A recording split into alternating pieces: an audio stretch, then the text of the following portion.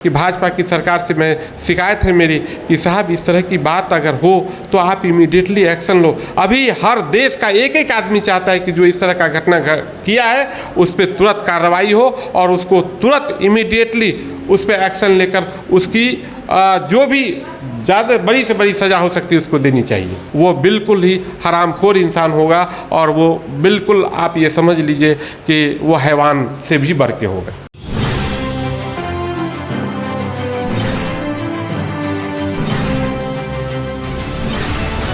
नमस्कार, star TV Bihar देख रहे हैं आप। मैं हूं सानिया आपके साथ।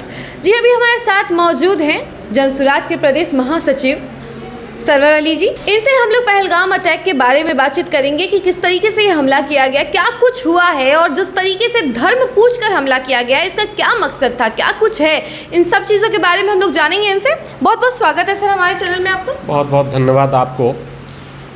देखिए, अभी जो प्रेस कॉन्फ्रेंस हम लोगों ने बुलाई थी उसमें आप भी मौजूद थे। जो घटना कश्मीर में हुआ है पहलगाम में जी, वाकई ये बहुत ही दर्दनाक घटना है और ये कहीं भी दुनिया के किसी भी खित्ते में कोई किसी भी जाति का लोग हो, किसी भी धर्म का लोग हो, वो ये बिल्कुल अलाउ नहीं करता है कि किसी इंसान का आप जान ले सकते हैं। ऐसे लोग जो इस तरह का घटना करते हैं वो इंसान नहीं, वो हैवान है। और जो कश्मीर में हुआ है, मैं जनसुराज पार्टी के प्रदेश महासचिव के नाते मैं इसकी घोर निंदा करता हूं और मैं सरकार से डिमांड करता हूं कि जो लोग जिस एजेंसी ने इसकी ली है कि भाई हम लोगों ने किया है, करवाया है, या अगर आपको लगता है कि इसकी जांच का विषय बनता है, इमीडिएटली इसकी जांच होनी चाहिए। जांच ऐसी हो कि बिल्कुल परफेक्ट, जो लोग इस तरह के लोग हैं जो इंसान की हत्या में उनको मज़ा आता है, उसको कड़ी से कड़ी सज़ा मिलनी चाहिए और ऐसी सज़ा मिलनी चाहिए कि 7 जन्मों तक वो ये फिर हिम्मत ना कर सके कि मैं इस तरह का घटना कर सकूं। और ये घोर निंदा की बात है, मैं घोर निंदा करता हूँ। पहलगाम अटैक में बिहार के मनीष भी मौजूद थे। क्या आप सरकार से मुआवजे की मांग करेंगे उनके लिए, क्या कुछ होने वाला है? नहीं, देखिए, जो मनीष जो बता रहे हैं वो एक अधिकारी थे, वो आईबी के अधिकारी थे और बच्चों के साथ वो घूमने गए थे। वो रहने वाले करघर एक जगह है कैमूर का, वहाँ का। मैं उनके परिवार के दुख में मैं शरीक हूँ और मैं बहुत ही नम्र निवेदन करता हूँ कि जिस तरह का आपने अपने पति को खोया है, बेटा को खोया है, मैं आप लोगों से आग्रह करता हूँ कि आप मतलब थोड़ी सी पीस और हिम्मत करते हुए अपने इसको, और मैं सरकार से भी, बिहार की सरकार से और केंद्र की सरकार से मैं बिल्कुल डिमांड करता हूँ, मैं कहता हूँ कि आप उनकी जितनी ज़्यादा से ज़्यादा आर्थिक मदद हो सकता है, और उसका जान तो आ नहीं सकता है, लेकिन आर्थिक मदद इस तरह से किया जाए कि उनके परिवार को किसी तरह के आने वाले दिनों में दिक्कत ना हो। जी, धर्म पूछकर ये अटैक किया गया है। पहले पूछा गया कि आप किस धर्म से हैं, आपका नाम क्या है। अब उसके बाद उन्होंने नाम बताया और नाम पूछने के बाद उन पर शूट कर दिया गया। अभी तो नए नए कपल्स भी गए हुए थे हनीमून पीरियड में। वैसे में उन लोगों के ऊपर क्या बीत रही होगी सर? काफ़ी ज़्यादा दुख भरा ये जरिया है, जो कह सकते हैं कि पल जो है काफ़ी ज़्यादा दुख भरा है। तो ऐसे में फिर क्या कुछ होने वाला है, क्या सरकार क्या करेगी उनके लिए? देखिए, सही में जब मैं कल रात को सुना तो मैं इतना मर्माहत हुआ कि मैं रात में खाना नहीं खा सका। मुझे लगा कि एक इंसान की हत्या जब होती है, एक परिवार का बेटा, एक परिवार का पति, एक परिवार का बाप, बच्चे के बाप साया उड़ जाता है, उस परिवार में क्या दुख की घड़ी होती है वो कहीं ना कहीं हम लोग भी एहसास करते हैं। और मेरे घर में भी ऐसा हुआ है कि भाई कोई हमारे पिताजी चले गए तो बड़ा दुख हुआ।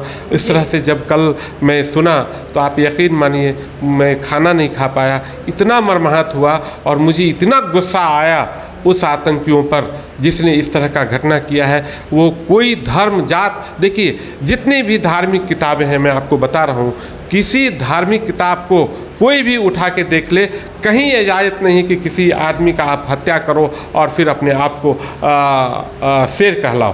कहीं धर्म की जितनी भी किताबें आई है वो इंसान को दुनिया में कैसे चलना है, किस तरह से जीना है, एक इंसान का कैसे ख्याल रखना है, एक व्यक्ति के बारे में अच्छा कैसे सोचना है, उसके बारे में बताया गया है। तो ये धर्म और जात की कहाँ से बात हुई? ये तो जो लोग कर रहे हैं वो आप समझ लीजिए कि वो हैवान है और कहीं कोई धर्म, उसका न कोई धर्म है न कोई जात है, वो एक नंबर का वो बिल्कुल ही हरामखोर इंसान होगा और वो बिल्कुल आप ये समझ लीजिए कि वो हैवान से भी बढ़ के होगा। जी, पुलवामा अटैक की जांच अभी तक जारी है, अभी तक उसका कोई रिजल्ट नहीं निकल कर आया है और अब पहलगाम अटैक भी हो गया है।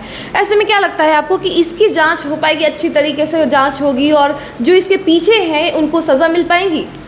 ये क्वेश्चन तो सबसे बेहतर होता कि आप भाजपा के लोगों से करते कि साहब इतनी बड़ी घटना होती है और उस घटना का तो इमीडिएटली 10 दिन 5 दिन में उसका जांच होकर उसका निष्कर्ष पे लोगों को आना चाहिए और जो इस तरह के लोग करते हैं, इस तरह का जो घटना करते हैं, उसको कड़ी से कड़ी कार्रवाई मिलनी चाहिए, उसको कड़ी से कड़ी सज़ा मिलनी चाहिए, उसको कड़ी से कड़ी उसको उसके परिवार को, जहाँ के वो लोग रहने वाले हैं वहाँ के लोगों को कड़ी से कड़ी सज़ा मिलनी चाहिए कि ताकि लोग फिर हिम्मत न करें। ये तो आपको सरकार से पूछना चाहिए। लेकिन मैं भी ये कहता हूँ कि भाजपा की सरकार से मैं शिकायत है मेरी कि साहब इस तरह की बात अगर हो तो आप इमीडिएटली एक्शन लो। अभी हर देश का एक एक आदमी चाहता है कि जो इस तरह का घटना किया है उस पर तुरंत कार्रवाई हो और उसको तुरंत इमीडिएटली उस पर एक्शन लेकर उसकी जो भी ज़्यादा बड़ी से बड़ी सज़ा हो सकती है उसको देनी चाहिए।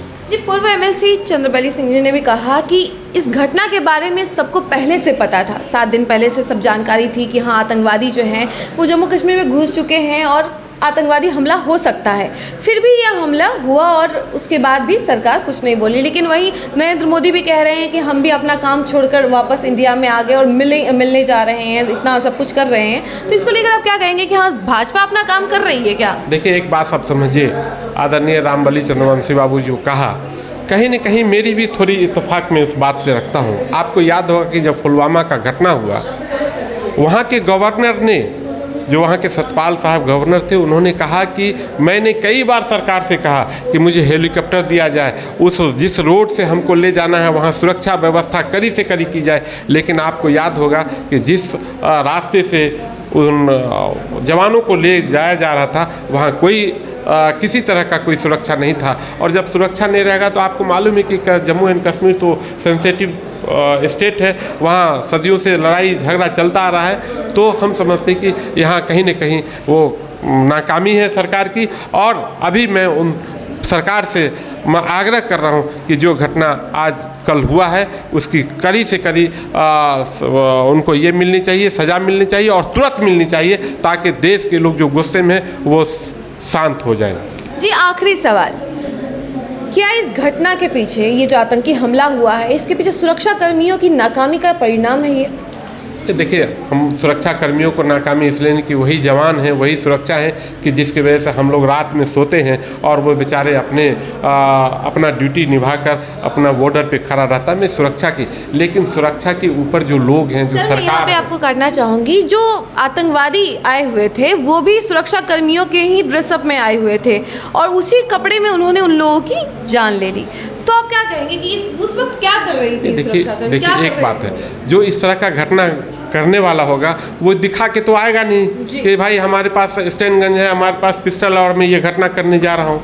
वो कोई ना कोई ऐसा रूप लेगा, ऐसा अपने आप को ये करेगा, बनाएगा कि लोग ये समझे कि भाई हम आर्मी के लोग हैं। उसने वो अपना काम किया। लेकिन मैं आपको बता रहा हूँ कि जिस तरह की घटना हुई है इसमें सरकार को आने वाले दिनों में बिल्कुल ध्यान रखना चाहिए कि जो इस तरह के लोग जो भेष बदल के आते हैं, जो कपड़ा बदल के आते हैं, इस पर निगरानी रखनी चाहिए। तो आपने सुना इन्होंने क्या कुछ कहा पहलगाम अटैक को लेकर। बाकी ऐसी तमाम खबरों के लिए आप हमारे साथ बने रहिए और देखते रहिए स्टार टीवी बिहार। धन्यवाद।